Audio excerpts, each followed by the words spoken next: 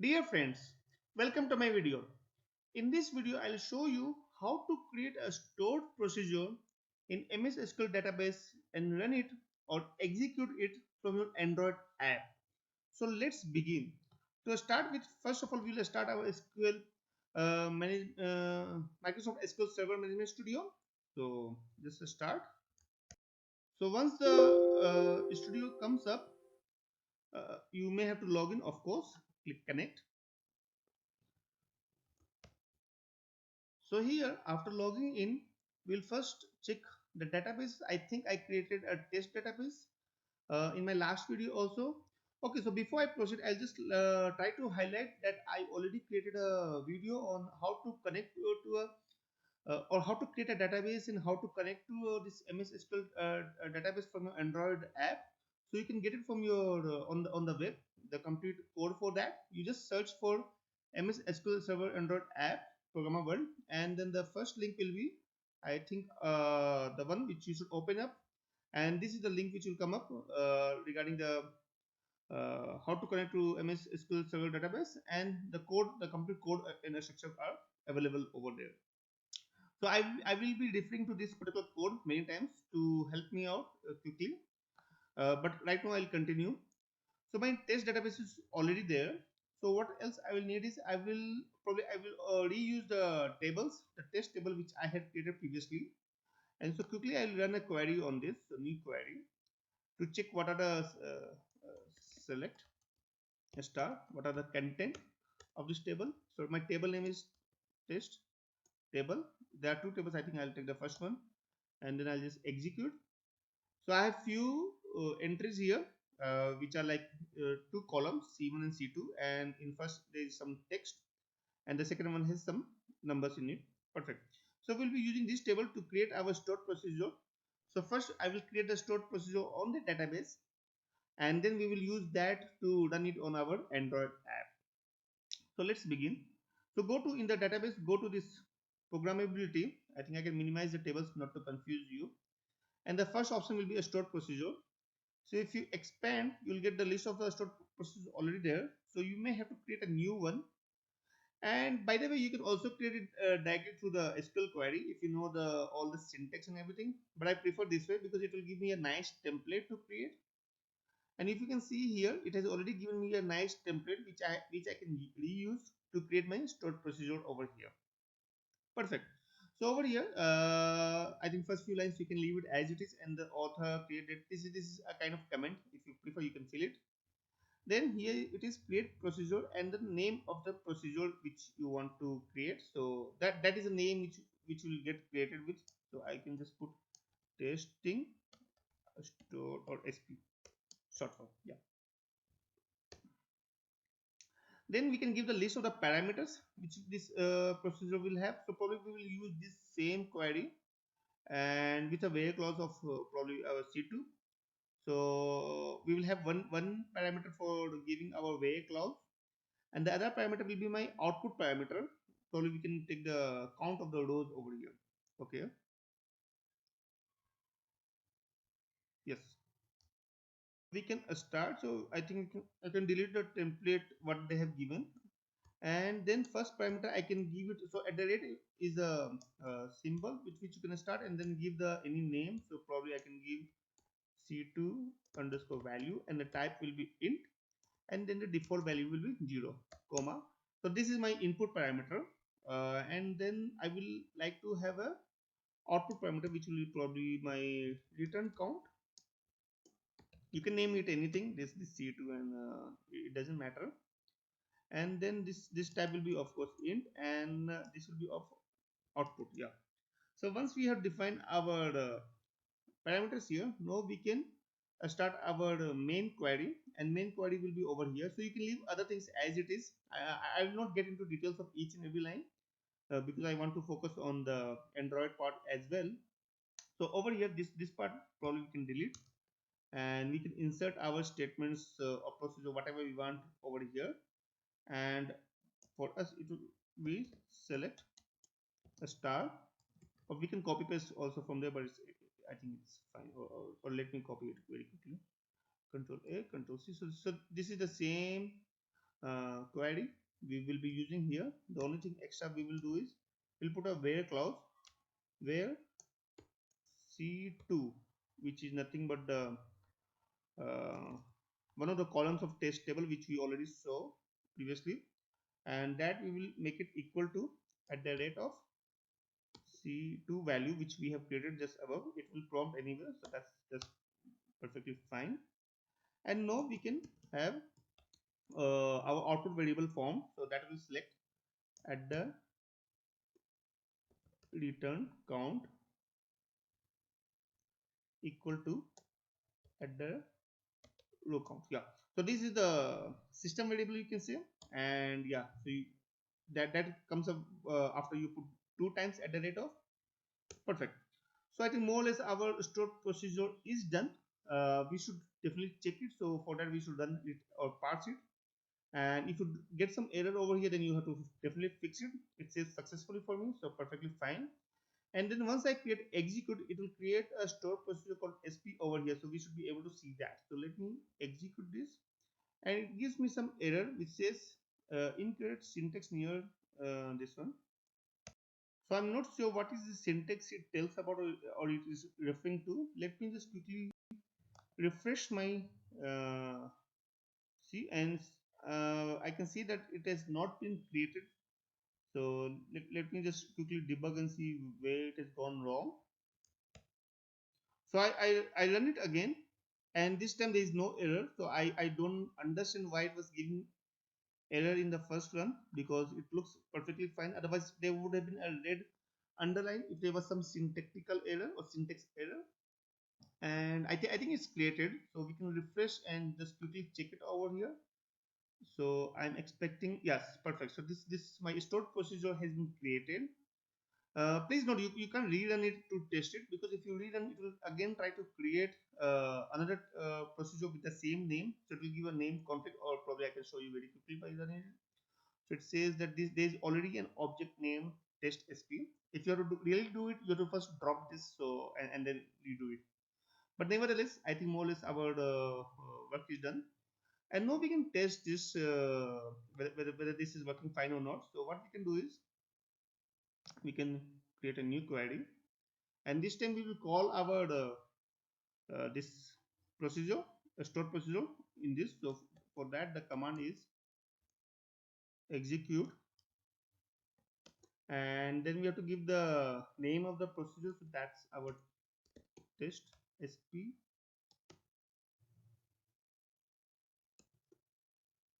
I'm not sure why it didn't come up, but I was expecting it to come in the list. But I think sometimes it takes time to refresh.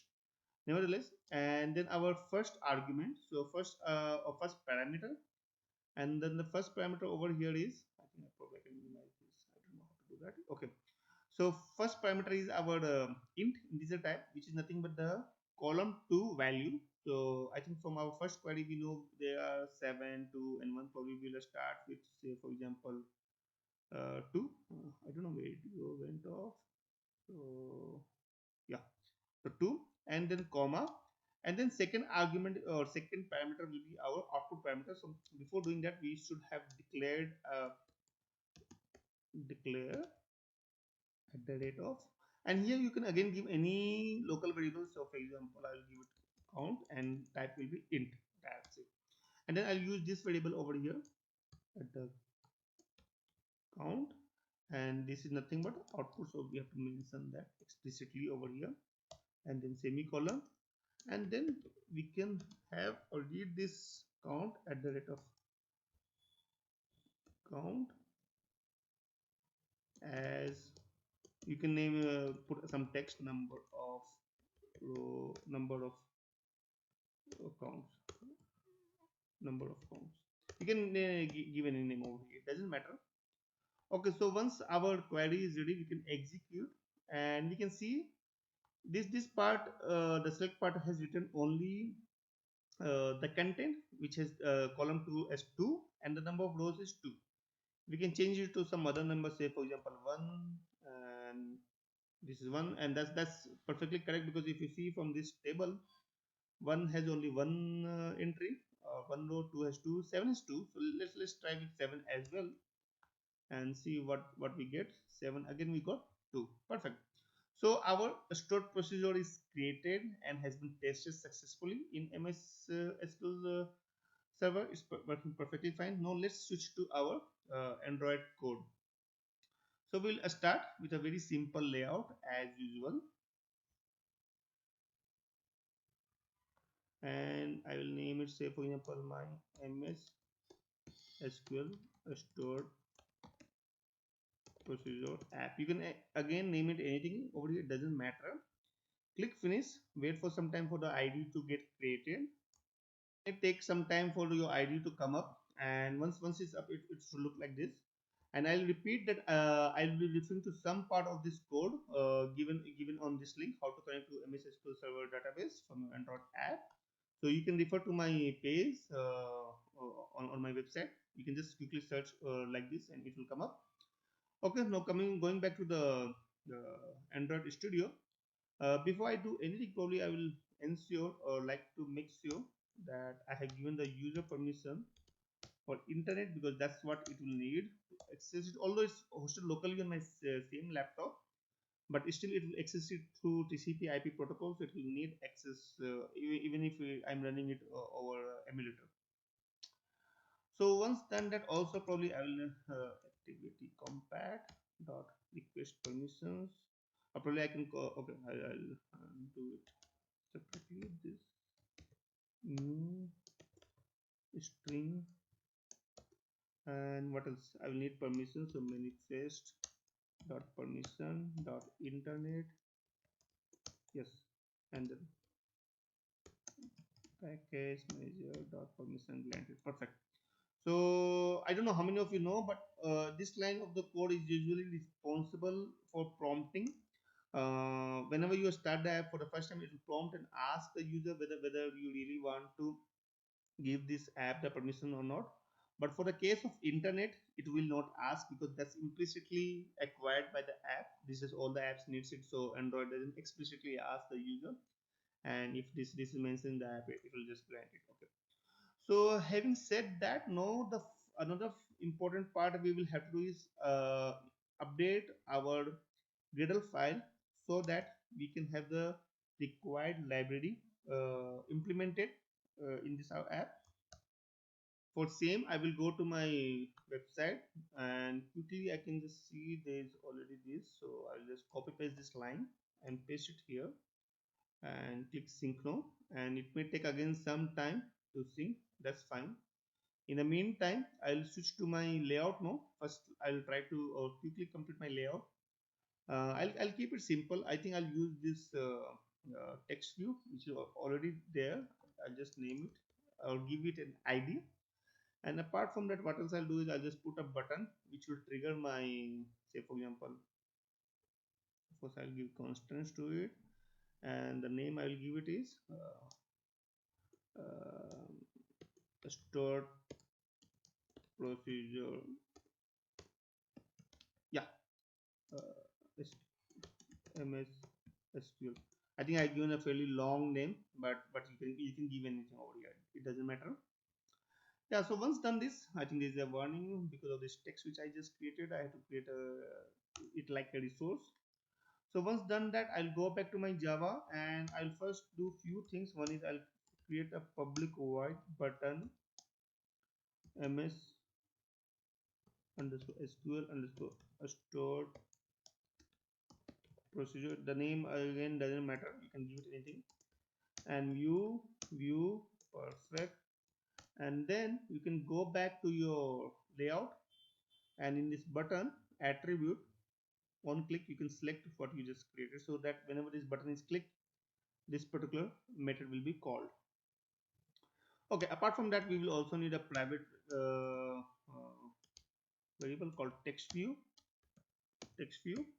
and we will have to associate it to the right widget in our layout. So just to find view by id r.id dot I think text view, yeah, that's what the name we gave. So more or less we are done and with the basic thing, and now we will start the main logic of connection and testing our stored procedure. So for that, first thing what we can do is we can copy paste the main part of the code. You can rewrite also, but I think I will prefer to just copy paste this part and paste it over here. So there is something I need to do. I just press alt enter by the way, and then I can choose, yeah, go ahead and import it. So it will update my import accordingly. So I think more or less everything is fine. The quickly we will have to check whether the IP and port is correct or not. So for IP, what we can do is we can just go to command prompt and just check IP config, and this is the address we should use. That's my local host. Localhost may not work because Android, when you are running it on an emulator, it will be acting like a separate device. So the localhost for that device will be different, and the localhost for your laptop or for your OS, Windows OS will be different. So I think localhost may not work. So you should take this IP and hardcode, or there should be a mechanism. If you have a static IP, then of course you should use that. And port number is, I think it should be same, but we will quickly check that. So go to SQL Server configuration, and once this starts, just go to this point and in TCP IP, right click and check the properties and go to IP address. This is 1433, so that's what the port number is. Perfect. I think I'll just minimize it. Yeah, so IP is correct and everything seems to be fine. Now what we can do is we can better we will do the connection in the onCreate method itself. So we go back to the our portal, and from there we can copy paste the main part of the code. So I think from here till here, and we can just do a control paste, and it will ask for alt enter. Just keep including. It's pretty simple, you don't have to do much. Perfect. So I think this will take this connection, the variable, and try to do connection, and if it's successful, it will throw a message called success, and if it's there's some error, it will give error or failure accordingly. So that's fine. And now the thing which we have to do is call that stored procedure which we just created in the over here. This is nothing but test sp, and we have to call it from here. So first and foremost, what we'll do is in this button on click method, we'll first check whether that connection what we just created, whether it's null or not. So if it's not null, or we can say if it's null, then we'll just return something. Say for example, we will just update our text view, set text. I think same thing I've done for my previous code also.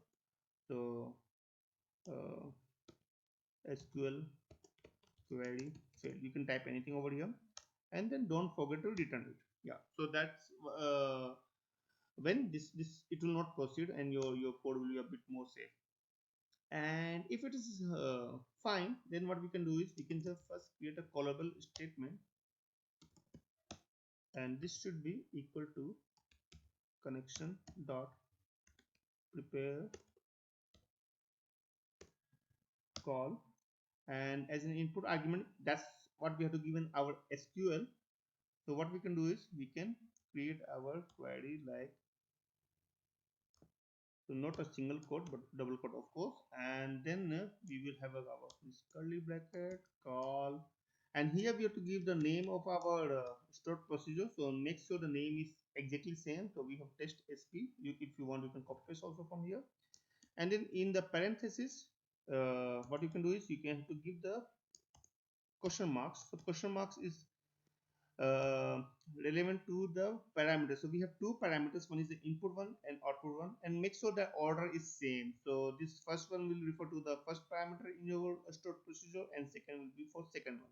So you have to know that. Okay, since we have created both in this case, so we are well aware of it, and here it says something. So there are chances that this particular call may throw an exception, so better surround it by try catch, and I'm fine with that. So now most of our code will happen within this try segment, so that's fine.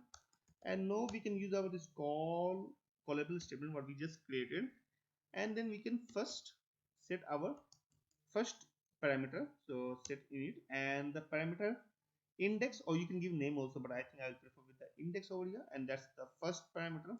And that's what I'm saying, this the moment you give this one, it refers to the first one over here. And then the second one will be our argument, since it's an int type, and so we can give probably any argument. Let's assume 2 to start with. 2 is the value which will be, probably I will go back and quickly show you what is. So this is the, okay, over here 7. So let me give 7 here then, not to confuse you. So this is that 7 I have given. And no, I think after this second argument will be our output, so we can do it is register output parameter.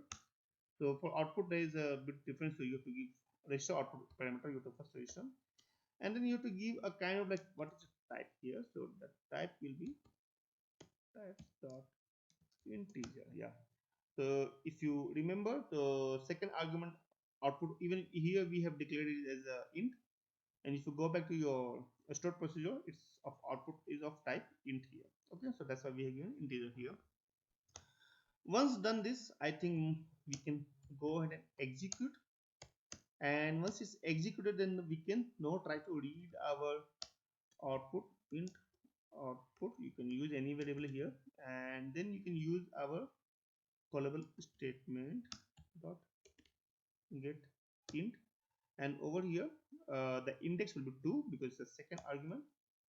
And what I will also recommend before calling this, you can also do one thing is get more results, because it's better to flush out all the results whichever is there, and then it's better. Yeah, and once you have it, so finally what we can do is we can print this in our text view, set text, and I think I'll have to use integer dot to string, and then I can use int output here, and that's all is what I think. No, of course I will have to close the callable statement, close. Yes, so more or less that's it is what I think. We can go ahead and run this in an emulator and see what happens. So let the emulator come up in parallel. So our app is opening up in the emulator, and perfect, it came up. It says success here. That means the first part of our code, which is the connection, is success. Perfect. And this is the line of the code, line number 48, which is responsible to print this. Now let's run our stored procedure, and this too. Perfect. So this is calling, when you click this button, it runs this code. And because for 7, I'll go back to the probably the SQL query, and if you remember or recall, 2 is the output which we got here also, and that's the 2 what we get here.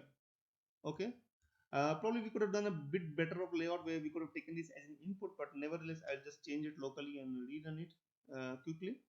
But I think of course it would have been more better if we could have got this as an input.